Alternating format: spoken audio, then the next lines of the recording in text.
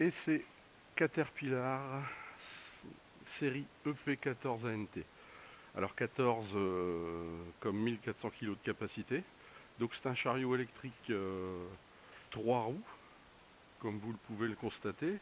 Et la particularité de ce chariot, et c'est une première, c'est qu'il est doté d'une direction 360 degrés. Donc ce qu'on peut retrouver maintenant sur tous les chariots à mains rétractables, c'est le premier frontal, la direction 360 degrés. Et vous allez pouvoir vous en apercevoir pendant le film. Alors, au niveau de l'ergonomie du poste de conduite, on a ici donc la coudoir à régler en hauteur. Voilà. Ici, sur ce bouton, on peut l'avancer en fonction de la taille de l'avant-bras du cariste. On a les 3 mini leviers, type fingertip, le poste de conduite ici. Et malgré que c'est un chariot qui est très compact, il y a relativement, comme vous pouvez le voir, beaucoup de place au niveau des pieds. Alors chariot doté d'un mât triplex avec un vérin de levé libre, pardon. Et on peut s'apercevoir déjà qu'au niveau, en termes de visibilité, on a les flexibles et la chaîne qui est positionnée derrière le vérin de levé libre, ce qui dégage en termes de visibilité un bon champ de vision. Il y a également les chaînes latérales avec les flexibles sur les deux vérins de montant latéraux. Chariot équipé d'un TDL. On va accéder au poste de conduite. Donc on a une belle marge d'accès antidérapante. On a une belle poignée pour l'accessibilité. Voilà, on s'installe. Ceinture de sécurité. Volant. Voilà, ouais, ça va tout seul.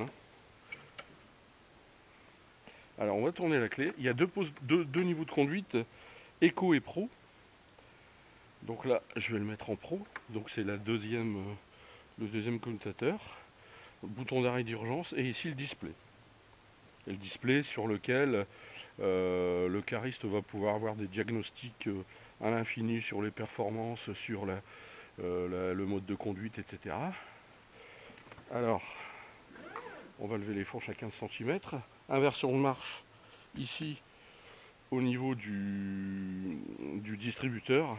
Le cariste, une fois qu'il a réglé l'allongement de son accoudoir, il a tout à portée de main. Inversion de marche, avertisseur sonore. Et ergonomiquement, ici au niveau des mini-leviers, lever, baisser, incliner, arrière-avant, translation droite-gauche. Le frein de parking s'enlève automatiquement dès qu'on accélère et se mettra automatiquement dès qu'on appuiera sur le frein. On sélectionne le mode de conduite et direction 360 degrés. Alors la particularité sur ce chariot, c'est évidemment ça, c'est que quand on arrive sur la butée, je dirais mécanique, on repart dans l'autre sens. Voilà, regardez mon volant, je tourne toujours dans le même sens et je change sans arrêt de sens de marche. Voilà, je vais repartir en avant. Voilà, je continue, je repars en arrière. Je repars en avant. C'est le principe de l'auto-tamponneuse. Quand vous alliez aux foires, au manège, quand vous étiez plus jeune. Alors on va aller chercher une palette dans le paletier.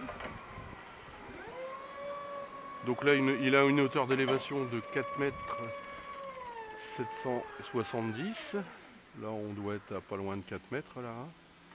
Donc on se positionne devant la charge. Donc le système hydraulique est souple. Et le cariste pourra le maîtriser facilement. En termes de visibilité, vous pouvez voir, pas de souci. On a des barres de toit, mais c'est bien dégagé. On recule, coup d'œil arrière. On baisse la charge. Alors on peut effectuer des mouvements combinés. Et là, pour repartir, afin d'éviter les inversions de marche et les contre-braquages incessants, ce qui fatigue le cariste à la longue, la direction 360 degrés permet d'éviter tout ça. Donc on simule, on va dire, un chargement de camion. On va déposer la charge à l'endroit convenu. Voilà. On recule. Et là, pour repartir, voilà, direction 360, c'est reparti. On va repartir, remettre la palette en stock. Donc positionnement devant l'emplacement. Là pareil, je peux régler l'horizontalité des fourches tout de suite en levant.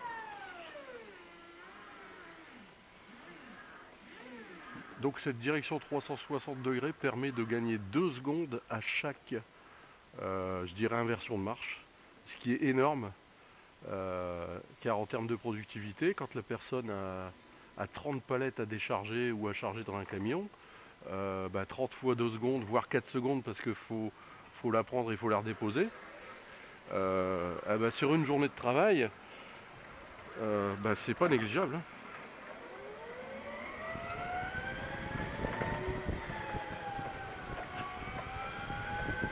Là, c'est la productivité, je viens de parler de la productivité, mais également en termes de fatigabilité. Parce que comme il n'y a plus d'inversion de marche et surtout de contre-braquage, forcément, le cariste en fin de journée est nettement moins fatigué.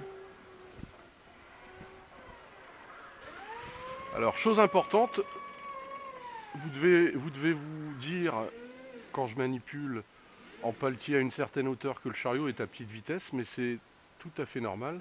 C'est-à-dire que dès le chariot, dès que la hauteur des fourches passe la levée libre, le chariot est automatiquement en petite vitesse.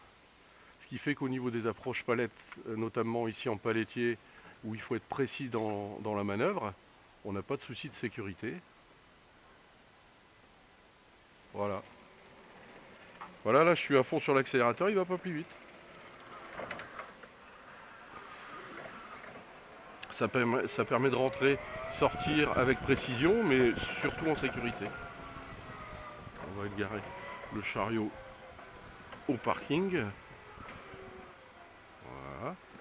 Donc fourche au sol, bien évidemment. On enlève la ceinture de sécurité. Le frein à main se met tout seul. On va couper au niveau de la clé de contact. Descendre. On peut sortir en avant, hein, étant donné que le chariot a un châssis assez bas.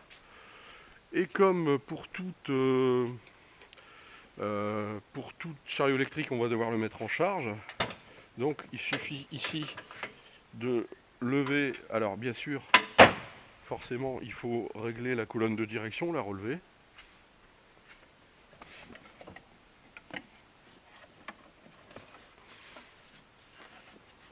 Alors là, je ne vois pas ici, voilà. Là, c'est moi qui n'ai pas été bon sur ce coup-là. Donc on a relevé la colonne de direction. On prend cette poignée-là pour lever le capot. Voilà. Vous avez accès à la batterie. Et au niveau, ici, on va ouvrir la porte. Alors il y a bien sûr option extraction latérale. Et là, effectivement, quand on a le remontant du châssis qui passe, on va pouvoir ici sortir la batterie à l'aide d'un palan. Il y a les deux, hein, palan et extraction latérale. Il suffit de rebaisser le capot. Il va se verrouiller tout seul en le claquant un peu. Chose importante, ici, voilà, on a une poignée. Si on veut faire une marche arrière, on peut prendre la poignée et actionner l'avertisseur sonore ici. Voilà.